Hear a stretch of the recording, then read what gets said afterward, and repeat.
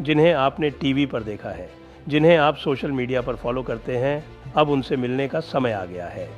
Jaipur dialogues annual summit 2026 के लिए registration शुरू हो चुके हैं।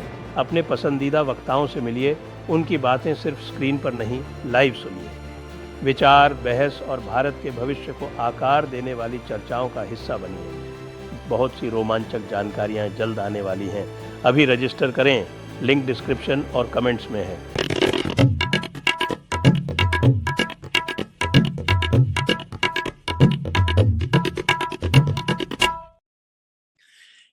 नमस्ते, आप सभी का स्वागत है आज के इस कार्यक्रम में। और आज हमारे साथ हैं शर्मिष्ठा जी। एक बार पुनः शर्मिष्ठा जी से हम बात करेंगे, उनके पुराने प्रेडिक्शंस के बारे में, नए प्रेडिक्शंस के बारे में। स्वागत है आपका शर्मिष्ठा जी।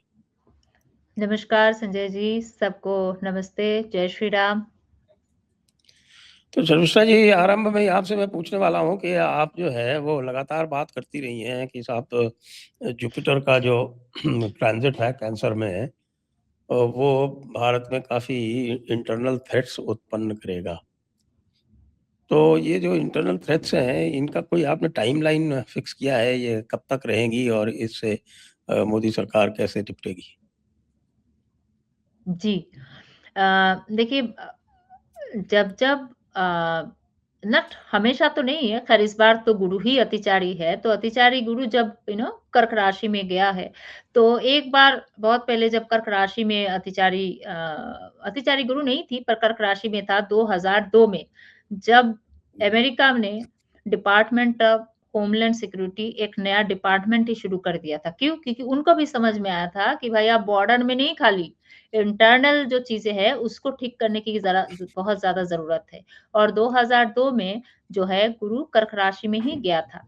तो ये देख के मैंने लिखा था, मतलब तब अब नहीं, 3-4 महीना पहले जब गुरु जाने वाला था, कर्क राशि में प्रवेश ही करने वाला था, इससे पहले कि अभी इंडिया भी जो है इंटरनल थ्रेट्स के ऊपर, इंटरनल जो इंटेलिजेंस लैप्स होती है उसके ऊपर, इंफॉर्मेशन के ऊपर, सारी चीजों के ऊपर, सिक्योरिटी के ऊपर काम करेगा। तो आपको पता है मोदी जी ने लाल किला से क्या बोला, आखिरी 10 मिनट में ही बोला ना कि हम एक वॉलंटियर ग्रुप करेंगे और इंटरनल सिक्योरिटी को सही करने के लिए, और उन लोगों को ट्रेनिंग दिया जाएगा बकायदा, ताकि अब इंटरनल सिक्योरिटी के ऊपर भी काम किया जाए। अब बस बॉर्डर में ही सारा जंग नहीं रह गया, अब अंदर भी होता है।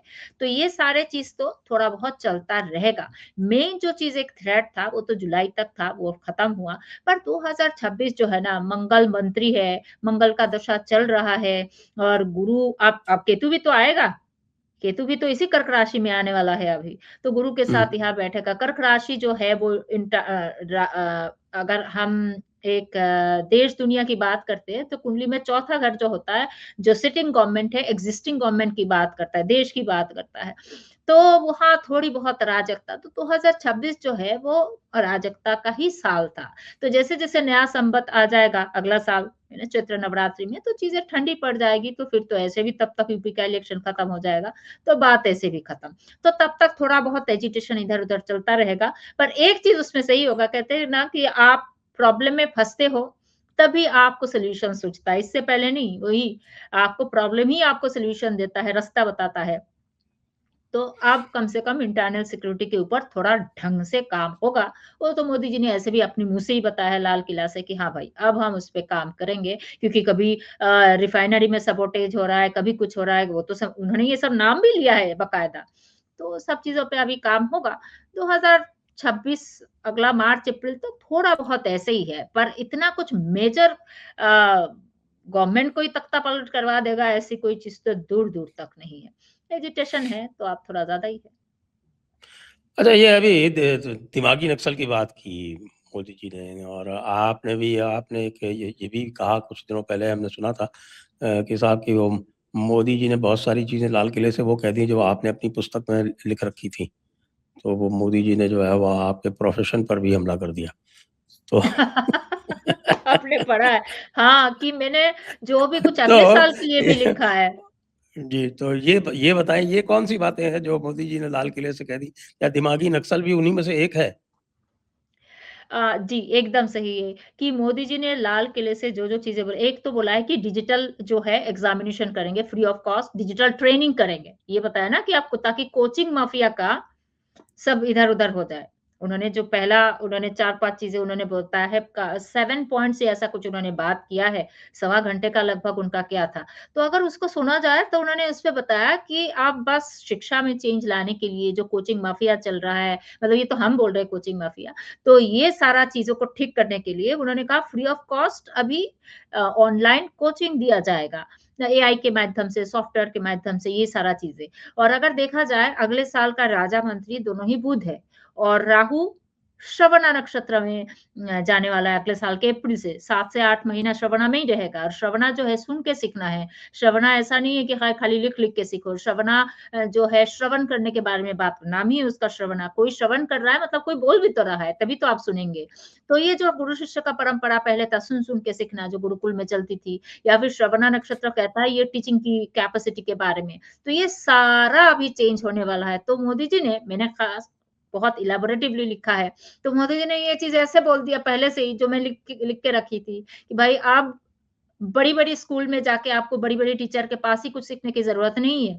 क्यों? क्योंकि आप यही चीज़ें आप अपने घर में, अपनी भाषा में, वो भी घर में बैठ के सीख पाएँगे। आपको आज आधी रात को आपको सूझ रहा है कि ये मैथमेटिक्स या जो भी प्रॉब्लम है सॉल्व नहीं कर पा रहा हो, अगले दिन स्कूल खुलेगा, टीचर आएँगे तब मैं उनको बताऊँ, कोई ज़रूरत नहीं है। अभी आप ऑनलाइन में बैठ के स्टडी करेंगे, आपको यहाँ-वहाँ जाने की ज़रूरत नहीं है। एआई की अलग जो भी एक मॉड्यूल क्रिएट होगा, गवर्नमेंट जो भी सपोर्ट देंगे उसके ऊपर। तो वही चीज़ मोदी जी ने पहली बात तो बता दी। और दूसरी बात जो उन्होंने कहा कि दिमागी नक्शल के ऊपर काम होगा, सुपर्ब! अभी डिजिटलाइज़ेशन के चक्कर में इतना कुछ क्लीनिंग होगा अगला साल, अगला 1.5 साल तो उसी पे चलेगा। इसमें कोई शक नहीं है। और ये जो सारे चीज़ें हैं दिमाग से जो लोगों की, मतलब मैं क्या बोल सकती हूँ, कुछ बुद्धि भ्रष्ट होने से हो सकता है आपकी जजमेंट पावर ही खत्म होती है। तो वो वही वाली हाल है, ये सारा चीज़ें होने वाला है।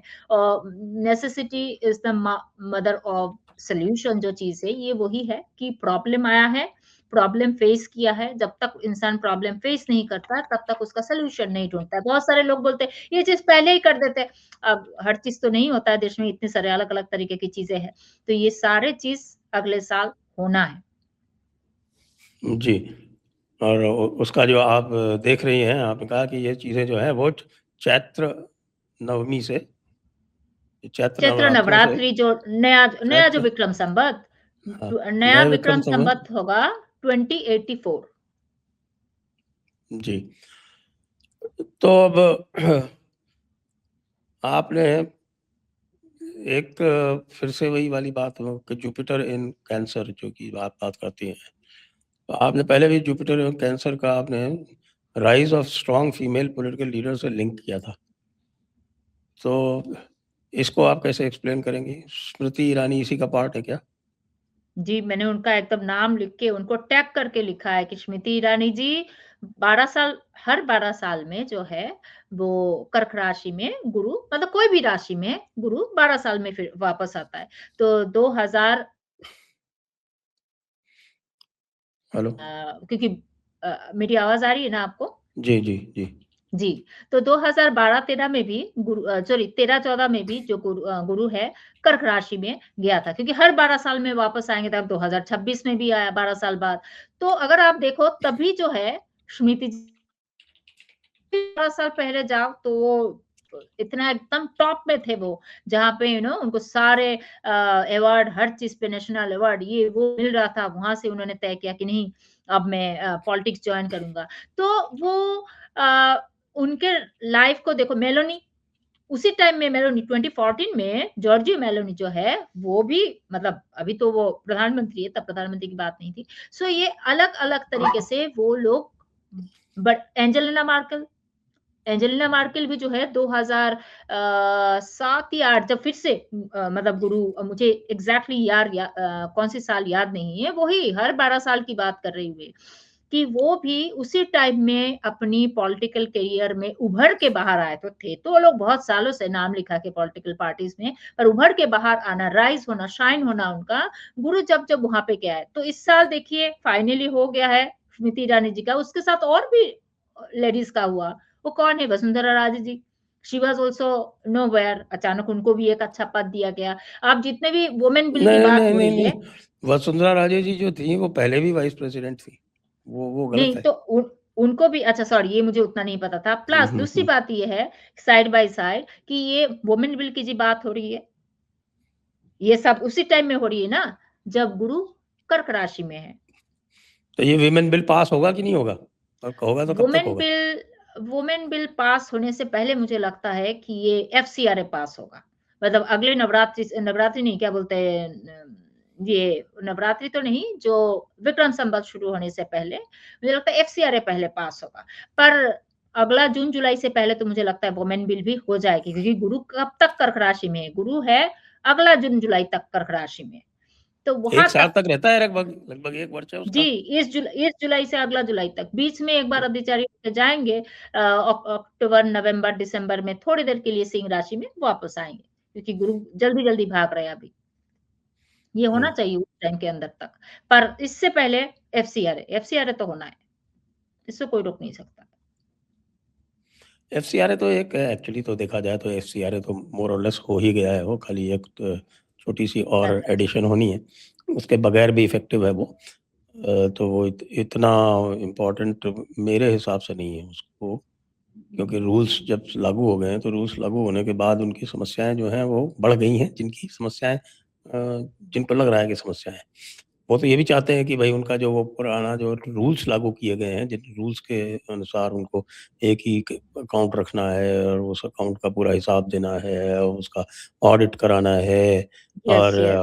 वो सारी चीज़ें जो हैं, उससे ही उनकी दिक्कतें आ गई।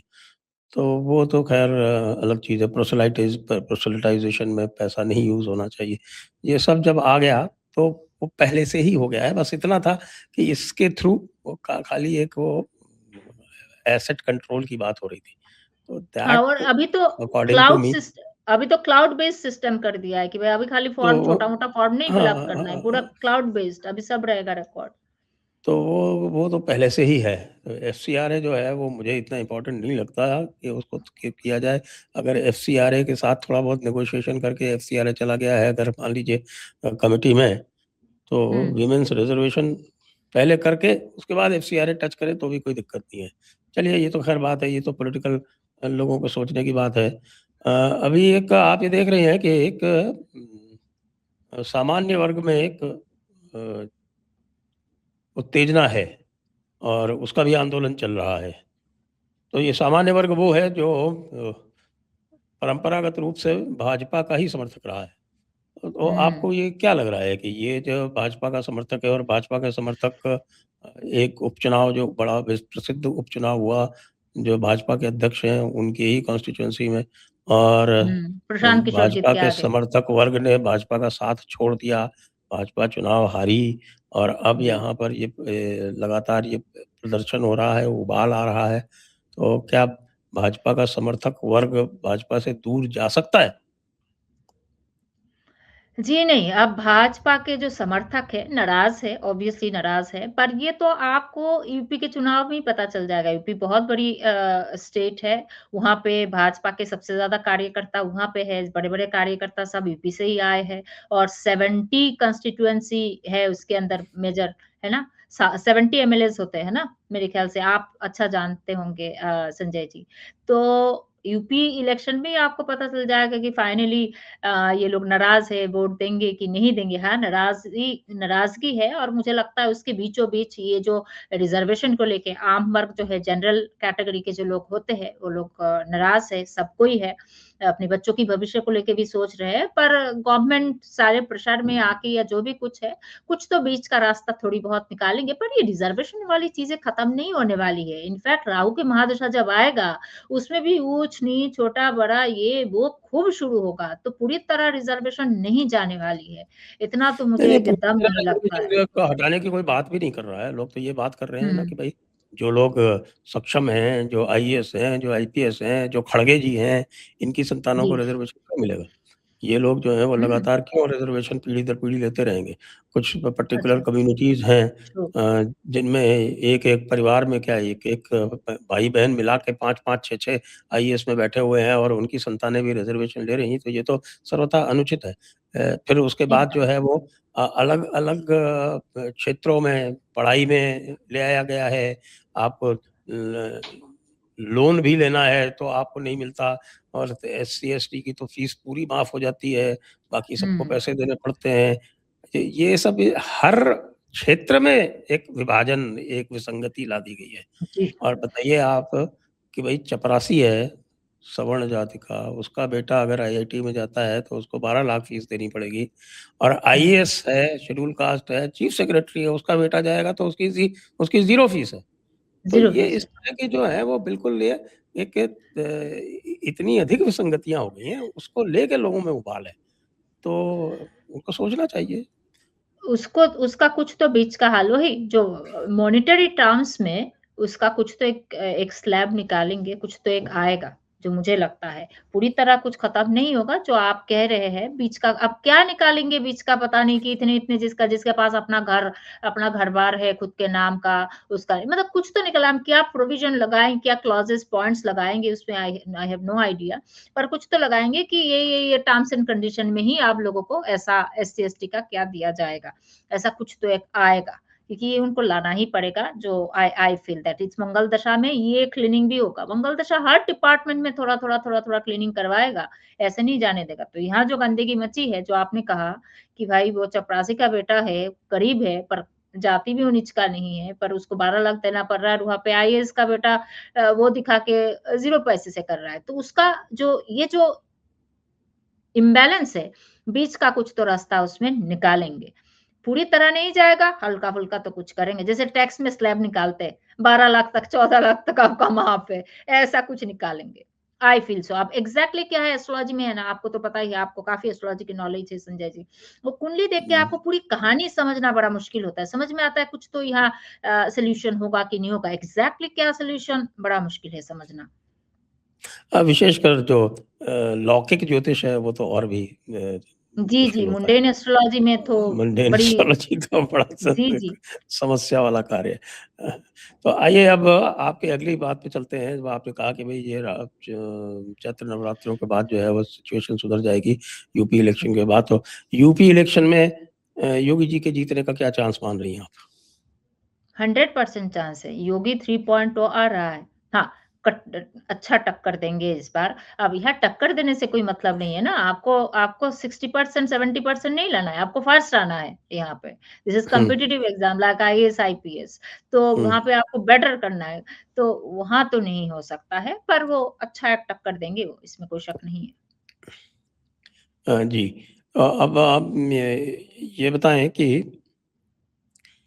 जब जुपिटर जाएगा सिंह सिंह में, राशि हुँ, सिंह राशि में, जून में, तो फिर उसके बाद फिर आप क्या सोचते हैं कि थोड़ी क्या शांति परिवर्तन और जब आएँगे? जब गुरु जाएगा सिंह राशि में, गुरु सिंह राशि में जाने के बाद जो है अगले साल का इस साल का राजा गुरु था, मंत्री मंगल और मंगल का दशा भी है, तो थोड़ी बहुत जो है ना चीज़ें अराजकता फैलती हुई चीज़ें हमने देखा है और मैंने बताया ये कि 2026 जो है प्रोटेस्ट का है, वायलेंस का है, केओस का है, एक्सीडेंट का है, वो सब चीज़ें में है। अच्छी-अच्छी चीज़ भी है, टेक्नोलॉजिकल ग्रोथ ये वो, पर ये सब भी है। अगला साल जो है, अगला साल मैन्युफैक्चरिंग का है, शिक्षा का है, चेंजेस का है, लर्निंग का है कम्युनिकेशन का है फिर ट्रांसपोर्टेशन में इम्प्रूवमेंट लाने का है क्योंकि बुध जो है मंगल एकदम गरम दिमाग का है बुध अपने दिमाग से चलता है बुध सोचता है कि भाई गर्मा-गर्मी नहीं चाहिए बुद्धि से कैसे चीजें चलाना है तो अगले साल इंसान यही सोचेगा भाई गर्मा-गर्मी करके फायदा नहीं है अपने दिमाग से कैसे चीजों को बुध ही है जो मीडिएशन का काम करता है बुध के पास है मिथुन राशि में मीडिएशन का काम में बहुत सुपर्ब होता है तो अगले साल इन सब चीजों का नहीं है तब और भी कुछ दूसरा प्रॉब्लम आएंगे मोदी जी के लिए अगला साल भी उतना कुछ खास नहीं है पर ऐसा नहीं रहेगा कि भाई इंटरनल प्रॉब्लम हो रहा है, कोई भी मुंह उठा के जंतर मंतर में चला जाता है, कुछ कर रहा है। अगला साल शांति का है, अगले साल मैन्युफैक्चरिंग में ध्यान दिया जाएगा, डिजिटलाइजेशन का तो मतलब अलग लेवल आना शुरू होगा, तो बैंकिंग में बहुत ज्यादा अच्छी अच्छी चेंजेस आएंगे, मतलब देश के लिए अच्छा जो हित होगा वो सब चीजें आएगा। टैक्सेशन में फॉर्मेशन आ सकता है, क्योंकि बुद्ध के लिए ये सारा चीजें है। पर ये जो हर छोटी चीज पे नारे लगाना और ये सब में बहुत, अरे ये क्या बता, डिजिटलाइजेशन और ब्रॉडकास्टिंग में भी बहुत अच्छी रूल्स एंड रेगुलेशन आएगी। बहुत हो गया, आप कुछ भी करके कुछ भी आप सरकार के खिलाफ लगा देंगे, इधर उधर यूट्यूब में, यहाँ वहाँ आप फेसबुक में, इंस्टाग्राम में रील चलाएंगे, उस पे कुछ तो लाएंगे अगले साल, क्योंकि बुद्ध राजा बुद्ध मंत्री है ना संजय जी, पिछले 1-1.5 हजार साल में भी नहीं आया कभी। बुद्ध राजा आया तो मंत्री नहीं था, मंत्री था तो राजा नहीं था, दोनों पोर्टफोलियो एक साथ बुद्ध का, ऐसा मुझे नहीं लगता 1,000-1,500 साल में आया है, नहीं आया है। This is very different, something is happening. तो बुद्ध मीडिएशन करता है, बुद्ध तो बुद्धि का मालिक है, जिसके पास बुद्धि हो थोड़ी बाजू का दम दिखाता है, वो योद्धा नहीं है, योद्धा मंगल है। तो वो खत्म है, अब जो भी होना है अगले साल ये सब चेंजेस आएंगे। हाँ, मोदी जी की कुंडली के हिसाब से उनको कुछ अलग चैलेंजेस आएगा, पर इस टाइप का नहीं है जो इस साल चल रहा है। और बिल्कुल, सिंह राशि बिल्कुल। में जब गुरु जाता है ना, सिंह राशि का गुरु मतलब ही वो प्रॉपर्टी का काम, वो मतलब ही वो फैक्ट्री। सिंह राशि जब किसी का बहुत एक्टिव होती है तो हम कहते हैं कि हाँ फैक्ट्री का चीजें हो सकता है, भूमि से कमाई हो सकता है, मैन्युफैक्चरिंग चीजें हो सकता है, दैट्स फॉर वेरी गुड। उन सब चीजों पे हम आप तरक्की सोचेंगे। जी। तो 2027 आपके हिसाब से एक अधिक शांति होगी, जो इस प्रकार ये जो कॉकरोच वॉकरोच वाला जो मामला चल रहा था, इसका क्या कॉकरोच के भविष्य है? ऊपर अगले साल कॉकरोच के ऊपर हिट स्प्रे थोड़ा किया जाएगा, और हिट स्प्रे तो अभी भी कर रहे हैं, उनके ऊपर गिर नहीं रहा है, अभी थोड़ा लगेगा, इसमें कोई शक नहीं है। तो अगले साल जो मैं समझती हूँ थोड़ा सा कंपर कंपैरेटिवली अच्छा है। पूरी तरह देश दुनिया साथ साथ मंगल का दशा है, ये 7 साल जो है ना, वो कुछ ना कुछ कहीं ना कहीं यहाँ क्या है, यहाँ कुछ हो रहा है, मंगल का दशा में क्लीनिंग के चक्कर में थोड़ा और गड़बड़ है। पर अगला साल कंपैरेटिवली थोड़ा क्या है, मैनेजेबल है। आप लगातार कहती रही हैं कि इस करंट साइकिल में किसी भी तरह का जो चेंज ऑफ गवर्नमेंट है वो संभव नहीं है, लेकिन हमारे राहुल जी तो कहते हैं कि साहब की अब तो सारा फैसला जो है वो सड़क पर होगा और संसद पे नहीं होगा। तो कह रहे हैं कि साहब मैं तो अब हटा दूंगा और उसके लिए इलेक्शन की आवश्यकता ही नहीं है। राहुल जी, ऐसे तो मैं पॉलिटिकल एनालिस्ट नहीं हूँ, मुझे टीका टिप्पणी नहीं करना चाहिए, मुझे सिर्फ एस्ट्रोलॉजिकल प्रेडिक्शन देना चाहिए, पर मैं मैं फिर भी एस्ट्रोलॉजी पूछ रहा आपकी, हूँ, क्या सड़क से हाँ, हटाया जा फिर सकता है भी क्या? फिर भी मैं आपके आपके उनका भविष्य तो मैं बता रही हूँ, रुकिए, पर फिर भी अच्छा, मैं आपकी उनकी भी दर्शकों एक को ये कुंडली है आपके पास? एकदम, अरे प्रियंका और राहुल का तो, क्योंकि वो लोग तो बाद में पैदा हुए, ऐसा उतना पहले सारे लोगों को पता है कब पैदा हुए थे, क्या उनकी सही कुंडली है मेरे पास, है ना, सही ओके, कुंडली है। ओके। तो जी। मैं बोलूंगी कि राहुल गांधी का जो है ना, ये केजरीवाल को प्रोजेक्ट मैनेजर बना के जो ये प्रोटेस्ट करवाया गया है, केजरीवाल को प्रोजेक्ट मैनेजर इसलिए बनाया गया है क्योंकि राहुल गांधी इतनी बड़े फेलियर थे, उनको इतनी बार बुलाया गया फॉरेन में, इतना उनको टास्क दिया गया, वो इतना फेल हुए, इतना फेल हुए, उनसे तो नहीं हुआ ना, उनसे तो एकदम ही नहीं हुआ कि हाँ भाई गवर्नमेंट को डिस्टेबलाइज करो, ऐसा करो, वैसा करो, ही कुडंट डू एनीथिंग। तब जाके केजरीवाल की बारी आई, तो ये केजरीवाल को प्रोजेक्ट मैनेजमेंट दिया गया, इसी से पता चलता है कि he was such a big failure on that also. सरकार चलाना तो दूर की बात है, उसमें भी नहीं था। अब आते हैं उनकी भविष्य, उनका तो अगले साल के एंडिंग में बुध का अंतरदशा शुरू हो रहा है, वहां से उनकी जो डाउनफॉल खत्म ही है उनका, लगभग टाइम बहुत बड़ी प्रॉब्लम आएगी उनकी अपनी, मतलब अब वैल्यू लगभग खत्म है, अब वो एलओपी पद टिका के रखे, यही उनके लिए बहुत बड़ी बात होगी। तो वो बोलने में तो बहुत कुछ आता है, उसमें टैक्स थोड़ी लगता है, कुछ भी बोल दो, और ऐसे भी कुछ भी बोलने में वो एक्सपर्ट है, उसी का तो उनका मीम बनता है सब। आपको क्या लगता है ये जो इस समय इनका एलओपी वाला जो पद है, ये इनका सर्वश्रेष्ठ पद है, इसके ऊपर नहीं जाएंगे? एकदम, ये मैंने पिछले साल बताया था आज तक में, उन्होंने बोला था एलओपी, मैंने कहा yes LOP is best for him, इससे आगे और कुछ नहीं, क्योंकि देखिए एलो, अच्छा समझ लीजिए मैं गलत बोल रही हूँ, आप अगर बीजेपी ही अगला 15-20 साल केंद्र में रहेगा, तो उनकी बारी कब आ रही है? उनकी बारी आते-आते तो उनकी बहन की बारी आ जाएगी। So when he is doing something, I don't see anything. उनकी बहन की कुंडली में जान है, फिर भी उनकी तो गुरु का अंतर्दशा भी चल रहा है, जो अत्यंत कमाली फिफ्थ में बैठा हुआ है, इंद्र के आमशा में है, दैट्स दैट स्ट्रॉन्ग। तो इनकी कोई दूर दूर तक चांस नहीं है। दूर दूर तक चांस नहीं। प्रियंका?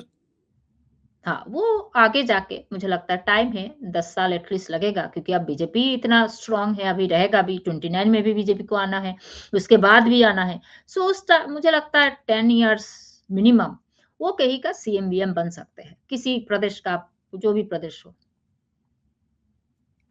तो अब एक कठिन प्रश्न आपसे पूछ लूं, जो जी, जनरली लोग अवॉइड करते हैं, आप भी अवॉइड करना चाहें तो अवॉइड कर जाइएगा, मुझे कोई आपत्ति नहीं होगी। जी। अगला प्रधानमंत्री बीजेपी से कौन होगा? 2029 में? मैं 2029 में तो शायद मोदी जी होंगे, लेकिन मोदी जी तो यस। अब उसके आगे फिर जब भी मोदी जी छोड़ेंगे तब कौन बनेगा? देखिए, इसको बताने के लिए ना मेरे पास, जैसे समझ लीजिए कि 5 लोगों का कुंडली है, आप बताइए 5 में से कौन बनेगा? ये हो पाता है कि हाँ भाई, अच्छा, 5 चलिए, का कुंडली मेरे पास है, देख के बता रही हूँ। अमित शाह, योगी आदित्यनाथ, देवेंद्र फडणवीस। अमित शाह हल्का-फुल्का 6 महीना 1 साल के लिए, शॉर्ट टर्म के लिए कभी बने तो बने, मुझे बहुत कम ही आस है।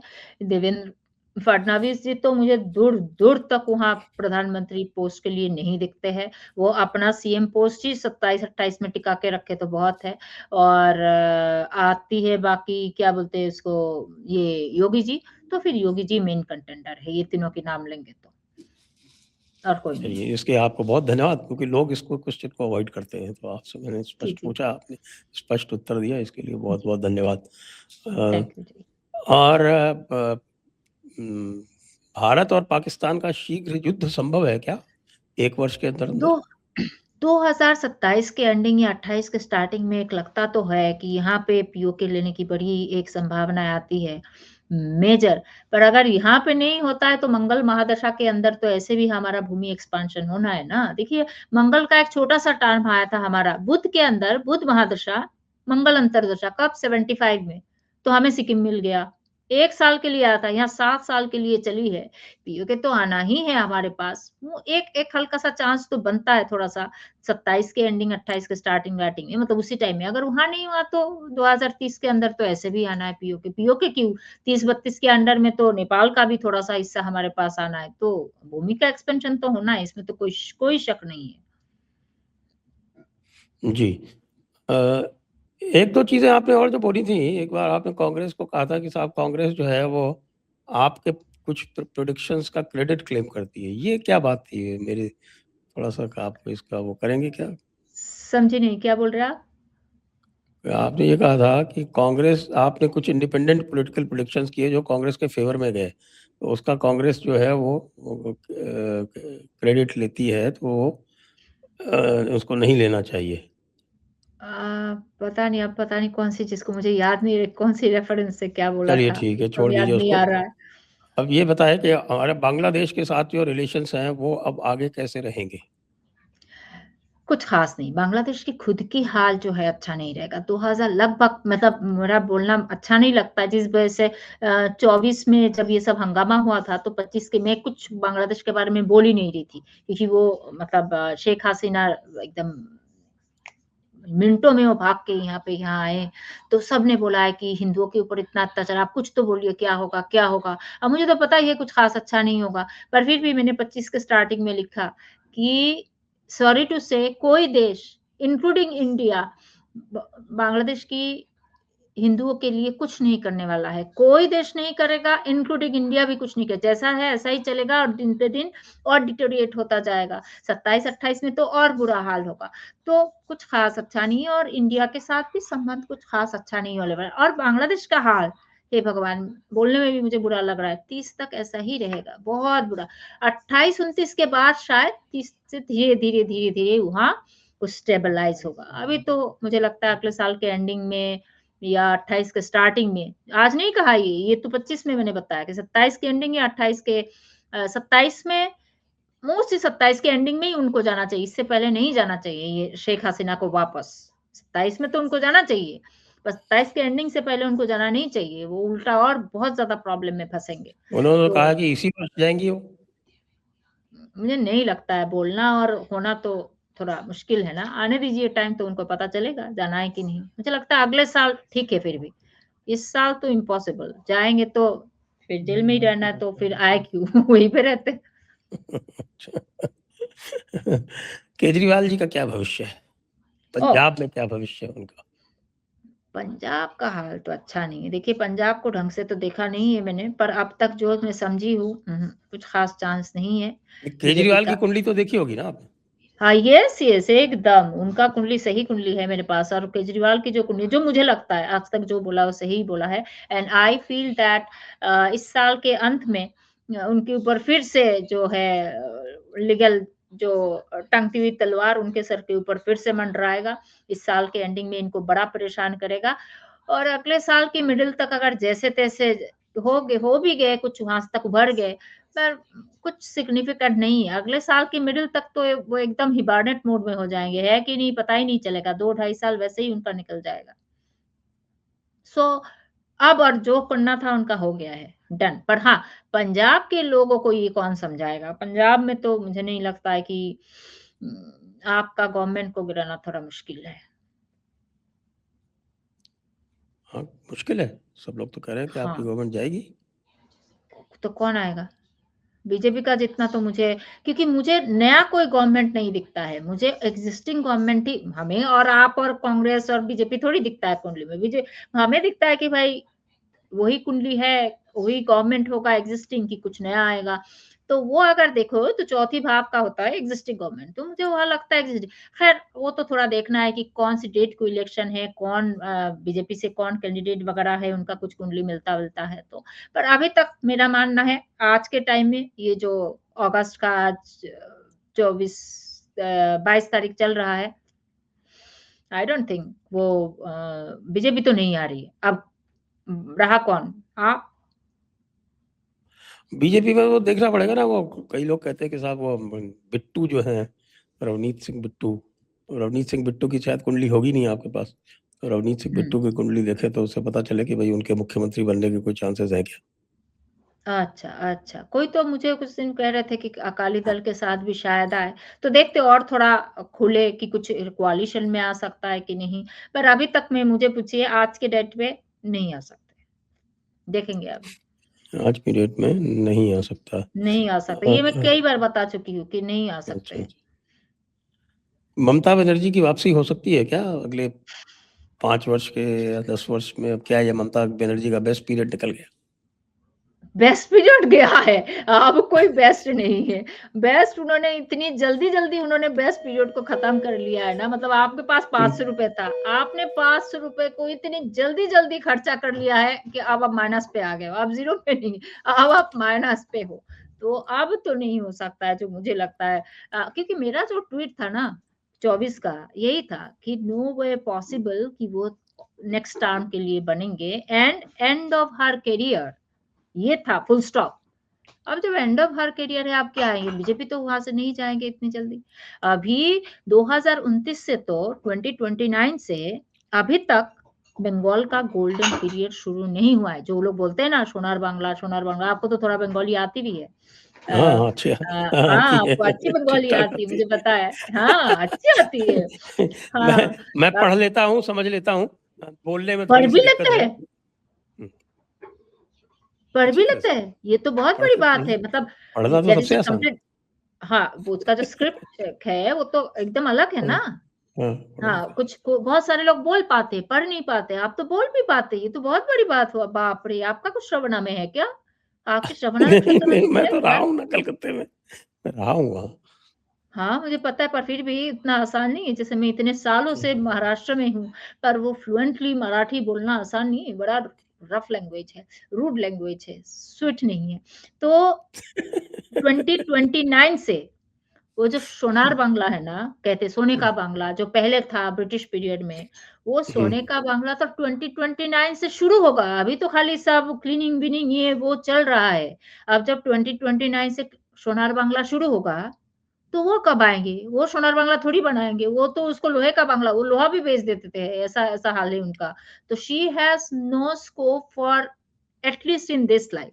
और जो भी उन्होंने कर्म कमाया है, लगता नहीं है अगले जन्म में उनको वो स्कोप, अगले जन्म में भी कुछ स्कोप मिलेगा कि इस लेवल तक वो आ पाए। जो भी पुण्य सब खत्म ही करके गए इस जन्म में, अगले जन्म में इंसान जन्म मिल जाए बहुत है। खैर, तो इस जन्म में तो उनको कोई स्कोप नहीं। She has exhausted all her accounts, done, all done. all और done। भाईपो? मेरा तो कहना है कि भाईपो तो भाईपो को तो जाना चाहिए। अभी भाईपो की कुछ खास वैसी कुंडली नहीं है मेरे पास, तो उतना नहीं है, पर मुझे जितना समझ है कि तृणमूल की कुंडली को देख के, क्योंकि ये सब तो तृणमूल के ही चट्टे बट्टे है, तो हाँ, कुछ खास नहीं है कि वो बिना लीडरशिप का ही चलेगा तृणमूल जो है। तो मुझे लगता है इनका भी आगे की जो रास्ता जेल की तरफ ही होने की ज्यादा संभावनाएं है।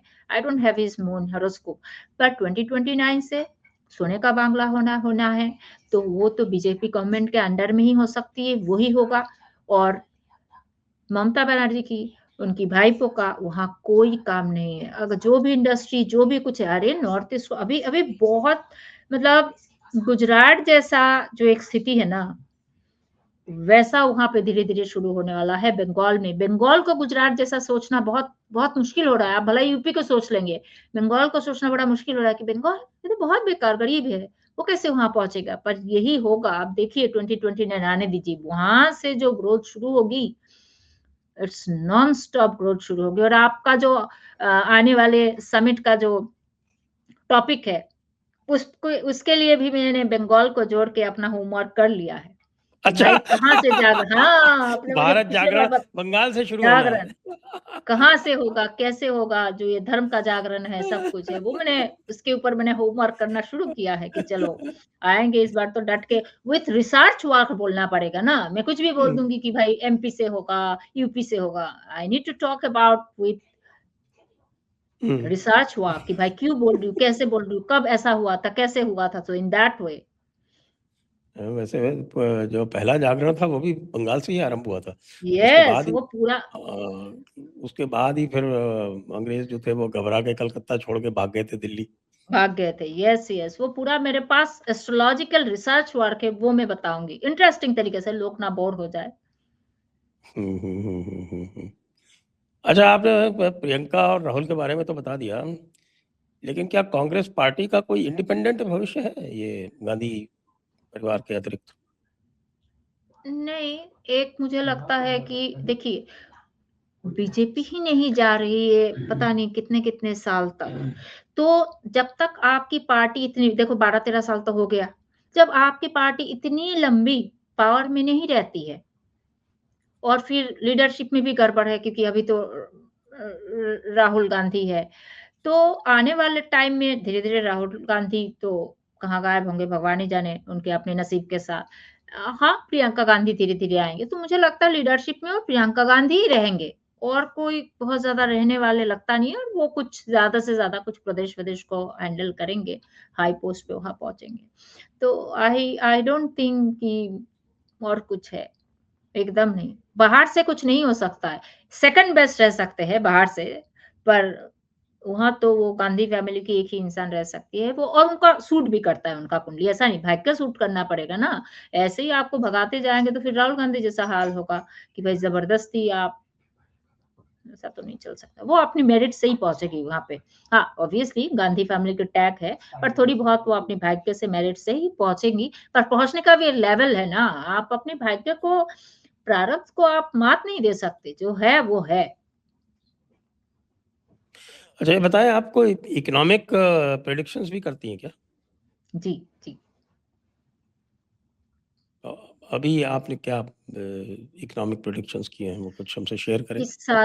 इस साल के एंडिंग में जो है ना, ये मैंने पिछले साल ही लिखा था कि 2026 की एंडिंग से अ, जो हमारी इकोनॉमिकल हल्का हल्का स्लो डाउन, अभी तो दिख नहीं रहा है, लग रहा है बाकी देशों से हम अच्छा कर रहे हैं, हल्का हल्का स्लो डाउन शुरू होगा। यूएसडी जो है, मतलब हमारा जो आईएनआर है, हमारा जो रुपीस है, थोड़ा और गिरने वाला है इस साल के एंडिंग में और अगले साल के स्टार्टिंग में। तो वहाँ वो तो मेरा ट्वीट है पिछले साल का ही। सो ये चीज थोड़ा और ज्यादा होगा, पर हाँ, अगले साल धीरे धीरे मार्केट जो है, मुझे लगा स्टॉक मार्केट की बात कर रहे हो, थोड़ा सा स्टॉक मार्केट बुलिश तरीके से अगले साल आएगा। ये अभी तो इस साल तो क्या ही है। अगले साल थोड़ा स्टेबल मार्केट हल्का सा दिखेगा, जबकि गुरु अतिचारी है तो उतनी भी स्टेबिलिटी में एक्सपेक्ट नहीं करती हूँ। भागने वाला गुरु कुछ ना अच्छा कुछ खास दे पाता है, ना बुरा कुछ खास दे पाता है, सब एकदम केओटिक हाल होता है। पर इस साल से तो थोड़ी बेटर, क्योंकि इस साल अगस्त हो गया है, मार्केट वही 23,000 24,000 इधर-उधर इधर-उधर कर रहा है निफ्टी। अगले साल थोड़ा इस साल से हल्का सा बेटर होगा मार्केट। 2027 का स्टॉक मार्केट बेटर में मैं बोलूंगी बेटर बुलिश है रादर देन बियरिश ये जो 2026 का मार्केट, क्योंकि गुरु सिंह राशि में स्टेबिलिटी देगा। एक तो स्थिर राशि है, दूसरा वो फायरी साइन है, अग्नि तत्व वाला राशि है, और तब तक राहु जो है कैप्रिकॉन पैसे वाला साइन है, तो वहां चीजें सही रहेगी। पर देश की जो इकोनॉमी हल्का हल्का स्लो डाउन करना शुरू करेगा। ओके, और गोल्ड और सिल्वर के बारे में क्या कहेंगे? मुझे तो लग रहा था कि गोल्ड मुझे इस साल डुबा के ही रहेगा। यही एक प्रेडिक्शन मेरा एकदम सही नहीं आ रहा था। मैं गई थी वो हाँ, मैं हेमंत विश्व शर्मा से मिलने गई, तो बोले कि शर्मिष्ठा जी इस बार तो आपके लगभग सारे ही प्रेडिक्शन बहुत अच्छे आए। मैंने बोला जी, जी, जी, जी। तो फिर बोले ना सारा ही तो आपका सही है। दोबारा बोले, पहली बार मैं चुप रही। मैंने कहा चलो इतना ये मेरी अच्छा ही बोल रहे हैं, मैं सुन लेती हूँ। मैंने कहा जी, जी, थैंक यू। फिर बोले ना लगभग सारा ही तो आपका सही आया ना। मैंने बोला नहीं इतना भी सही नहीं, एक तो गलत भी होता है। बोले कौन-सा गलत है? मैंने बोला गोल्ड का प्रेडिक्शन। मैंने बोला आपने क्या बोला? मैंने बोला गोल्ड बहुत भागेगा, तो गोल्ड तो नहीं भागा। बोले ऐसे कैसे गोल्ड नहीं भागा? तो बहुत क्या है टेक सेवी है। फटाफट अपने मोबाइल निकाल के देखने लग गए। तो हमने सोचा कि मुझसे बात कर रहे हैं, मोबाइल क्यों उठा लिया? तो कुछ नहीं बोले, मोबाइल में कुछ किए। फिर बोले, "ना, गोल्ड तो बहुत अच्छा है। गोल्ड तो 1,44,045 में है।" मैंने बोला, "हे भगवान!" मैंने बोला, "दादा, गोल्ड 1,80,000 टच करके आके यहाँ है।" बोलते, "अच्छा, कब गया इतना बुरा?" सो सो सो सारी चीज़ें उन्होंने जब ये बोला तो आई वाज़ लाइक, "हे भगवान!" तो अब ठीक है, तो उन्होंने फिर बोला कि कोई बात नहीं, ये भी हो जाएगा। So that's how it is, I will say कि भाई गोल्ड अब जाके थोड़ा-थोड़ा धीरे बढ़ने वाला है। तो एक ही प्रेडिक्शन सही नहीं हो रही थी मेरी। अभी तो लगभग 1,40,000 से अब 60 की तरफ जा रहा है, 1,60,000 की था 1000 की तरफ। तो आई होप यहाँ धीरे-धीरे अच्छा करे, बढ़िया करे। अब मैं अगला आपसे साल तो पूछूंगा बेटर करना चाहिए। जी, मैं आपसे पूछूंगा कि आप हमको आज से और हुँ, जून 2027 तक के हुँ, 3 बड़े प्रेडिक्शन दीजिए। एक पॉलिटिकल फील्ड में, एक हुँ। सिक्योरिटी की फील्ड में और एक जियोपॉलिटिक्स की फील्ड में। जियोपॉलिटिक्स की फ़िल्म में जून नहीं, मैं बोलूँगी वही जुलाई-अगस्त के आस-पास जो है ईरान में जियोपॉलिटिकल में ईरान का रेजिम चेंज होगा। ईरान में जो है खाली रेजिम चेंज नहीं, वहाँ से ही जो है धीरे-धीरे ईरान का जो वार है खत्म होगा। वही जून, जुलाई, अगस्त उसके आस-पास, इससे पहले तो नहीं, ये मैं पहले भी बता के रखी हूँ। तो वहाँ से धीरे-धीरे चीज़ें उनके लिए देश की रिकंस्ट्रक्शन, रीबिल्ड शुरू होगा रेजिम चेंज के साथ। तब तक तो वहाँ ऑन ऑफ चालू रहेगा। ये है जियोपॉलिटिकल। और इकोनॉमिक चीज़ें अगर मैं नहीं आपने एक बोला जियोपॉलिटिकल, दूसरा आपने पॉलिटिकल, बोला सिक्योरिटी सिक्योरिटिकल। और जियोपॉलिटिकल। हुँ। जियोपॉलिटिकल पॉलिटिकल तो ये है कि भाई अगला जो है सबसे बड़ी जो कंस्टिट्यूएंसी वाला इलेक्शन है वो तो योगी जी जीतने वाले हैं। और एक चीज़ ये है, हो सकता है योगी जी जीतने के बाद 2027 के एंडिंग में या बहुत लेट हो गया तो 28 के स्टार्टिंग में योगी जी क्या करे, योगी जी धीरे-धीरे सेंटर में आ जाए और सेंटर में कोई पोर्टफोलियो में आए, मतलब हमारे पास तो प्रधानमंत्री है, ऐसा नहीं नहीं है, पोर्टफोलियो में आ जाए। कोई भी एक पोर्टफोलियो में, ये एक संभावना है, पर योगी जी यूपी का इलेक्शन जीत रहे। पर हाँ, बहुत टक्कर वाला इलेक्शन है, इतना ईज़ी केक नहीं है, पर अंत में जीत तो उन्हीं का होना है, इसमें कोई शक नहीं है। और अगला साल जो है, आपने एक माँगा, मैं 2 बता रही हूँ, अगला साल थोड़ा शांतिप्रिय है, मार्च-अप्रैल आएगा, वहाँ से मतलब ये जो इंटरनल केओस है, उससे तो थोड़ा बढ़िया ही है। और सिक्योरिटी वाइज़ मैं बोलूँगी अगले साल सिक्योरिटी के ऊपर बहुत काम होगी, स्पाई, सिक्योरिटी स्पाई के ऊपर, कैसे स्पाई काम करना है, कैसे अलग-अलग, क्योंकि मर्क्यूरी यही सब चीज़ें करता है। इंटरनल सिक्योरिटी को, स्पाई, स्कैम उसके ऊपर काम करना, ये सब मर्क्यूरी का काम है और अगला साल बुध का साल है। देखा जाए तो वो सब चीज़ों के ऊपर अगले साल बहुत बढ़िया काम होगा। डिजिटलाइज़ तरीके से कैसे सिक्योरिटी सिस्टम को ठीक किया जाए, ये वो सब सही रहेगा अगला साल। पर हाँ, कुछ-कुछ बीच-बीच में परेशानी आएगी। मुझे तो पता नहीं क्यों लगता है कुछ हमला-वमला ये सब चीज़ें अगले साल मतलब इंटरनल तरीके से ही हमारी ब्लास्ट-वास्ट तो होती रहती है कुछ ना कुछ।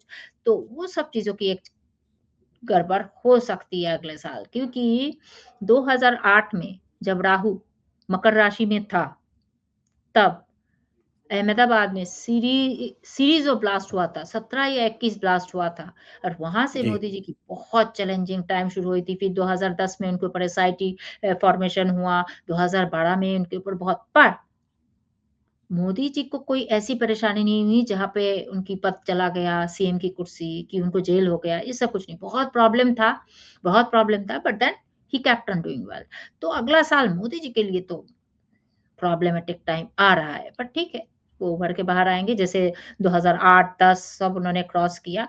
So not so good for the country had, but फिर भी इलेक्शन तो जीतना है, वो तो कोई रोक नहीं सकता है। अगले साल तो शिमला भी शायद जीतेंगे, ये जो शिमला कह रही हूँ, क्या हिमाचल भी हिमाचल, जीतेंगे। हिमाचल। वो तो अगले साल के अंत में होगा। गुजरात और हिमाचल तो हाँ, अगले वर्ष के यस। अंत में है। गुजरात नहीं बोल और रही हूँ क्योंकि वो तो पता ही है, चलो हुँ, गुजरातियों का जगह है, बीजेपी जीतेंगे, तो इसमें मैं बात नहीं कर रही हूँ। जो कांग्रेस के पास हिमाचल है, वो मोस्टली जीतेंगे। तो ये इलेक्शन तो ज़्यादातर यही जीतेंगे। जी। तो बहुत-बहुत धन्यवाद शर्मिष्ठा जी और आपको बहुत-बहुत धन्यवाद। दर्शकों को भी बहुत-बहुत धन्यवाद। जय हिंद, जय भारत, वंदे मातरम। धन्यवाद।